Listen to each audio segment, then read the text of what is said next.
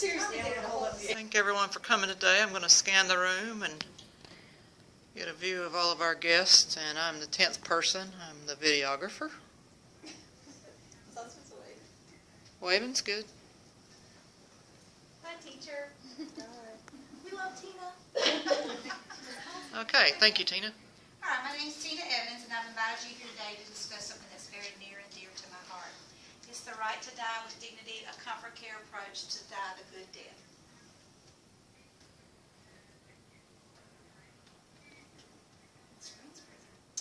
Although there are several different accounts of how long people have actually lived, biblical sense, hundreds and hundreds of years, to what we currently believe is centurions, people live to be about a little over 100, we know that we don't ever question the right of people to die.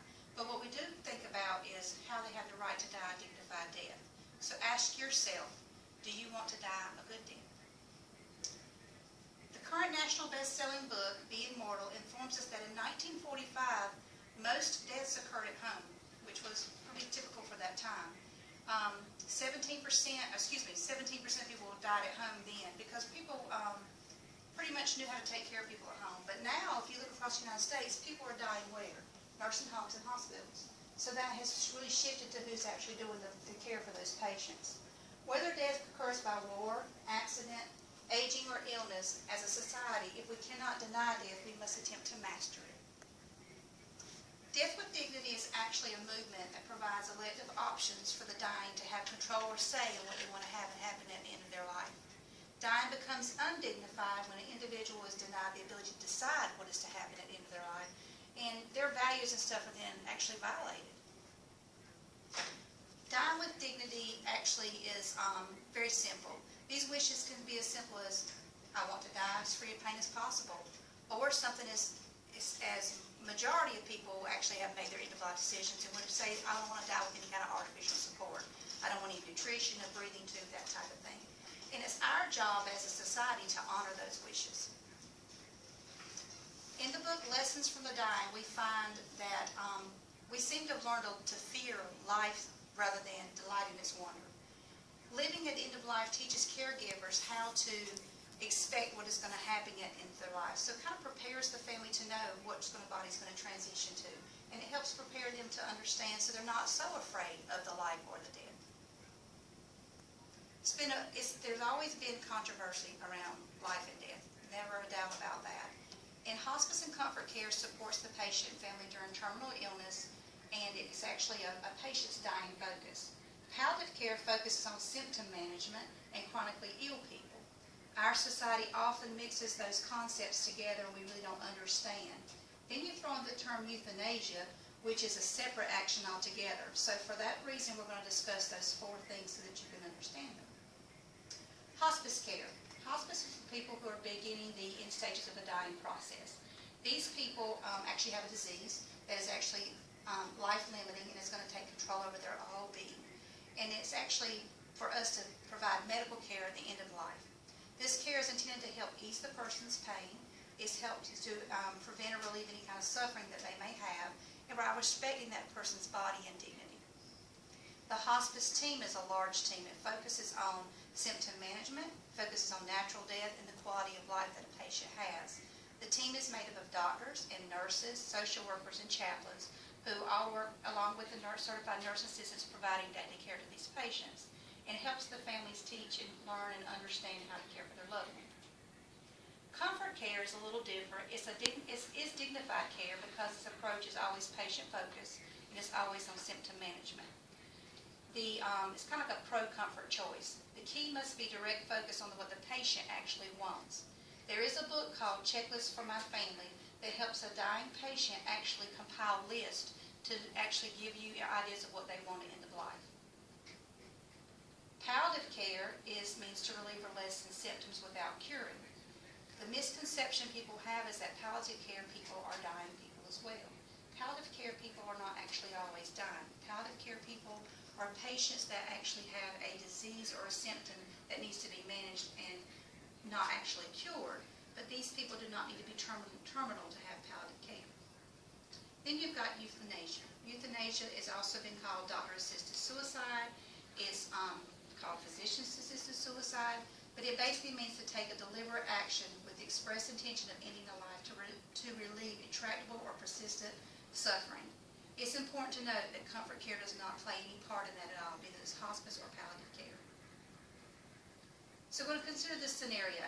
A 68-year-old man who's been diagnosed with terminal throat cancer has undergone several rounds of chemotherapy, radiation without success. He's now unable to eat because of throat damage. He has both elected, both written and verbally, to his family that he wants no artificial feeding. He slips into a coma, and the next of kin gives consent for a feeding tube for nutrition. Scenario 2. Let's consider a patient that has a do not resuscitate order and a living will that outlines clearly the end-of-life issues that they have. What if this patient suffers a cardiac arrest, loss of brain function, and must remain on a ventilator support to breathe? When that happens and the family refuses to remove the tube, are they actually violating that patient's wishes? Are they abiding by the wishes of that individual? So both of the previous scenarios prevent the patient's rights to be actually voiced, heard, and understood and followed through. These patients have made decisions to have a self-determined result of a life of a good death. Opportunities arise for family members and caregivers to go against these wishes all the time. We see that in this setting all the time. How do you think each patient might feel if they were able to communicate once those decisions were made against their will? In the book, I Wasn't Ready to Say Goodbye, we are encouraged to realize there's something stronger in us than pain, and it creates us as a survivor's desire to keep that memory alive of that person. We want to tell their stories. Some people experience a lengthy death, and some are taken very quickly. Either way, each person deserves to die a good death, a dignified death, as the way they've imagined for themselves. The World Health Organization, we call WHO, released results in 2012, their studies are delayed, for the top 10 leading causes of death per million. And I'm going to show you a graph that actually spells them out for you. Ischemic heart disease, stroke, COPD, lower respiratory infections, tracheal or bronchial disease, HIV and AIDS, diarrheal disease, diabetes, road injury, and hypertension disease. What's important to note that all the causes of death on this list, except 2, diabetes and road injury, would actually qualify a patient for hospice care.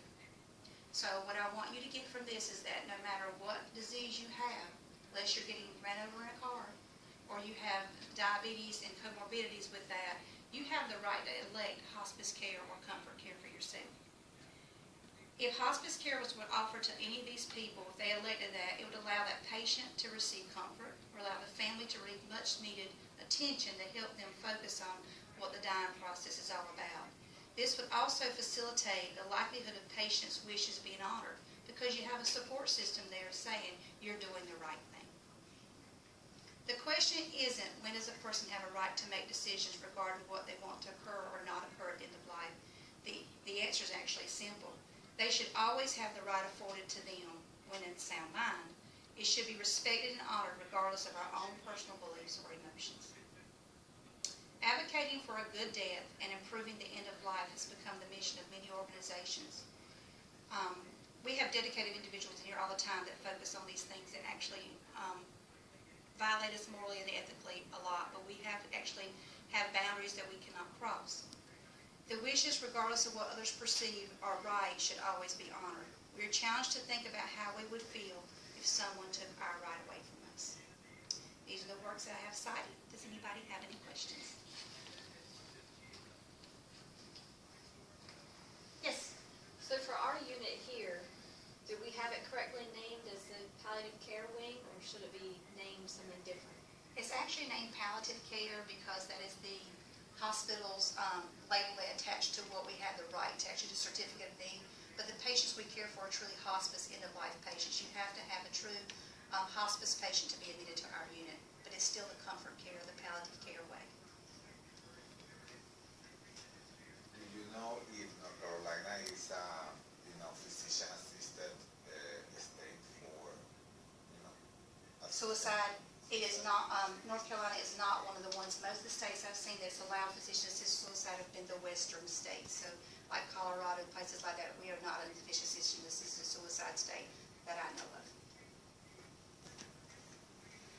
How do you help a nurse who may have a strong disagreement with this? How do you help that nurse help the patient? Do you take the nurse off that patient's case?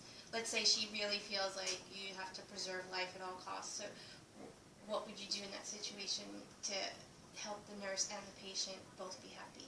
Well, we as nurses are supposed to be professionals, and we're supposed to be able to separate our own personal feelings from what we actually see.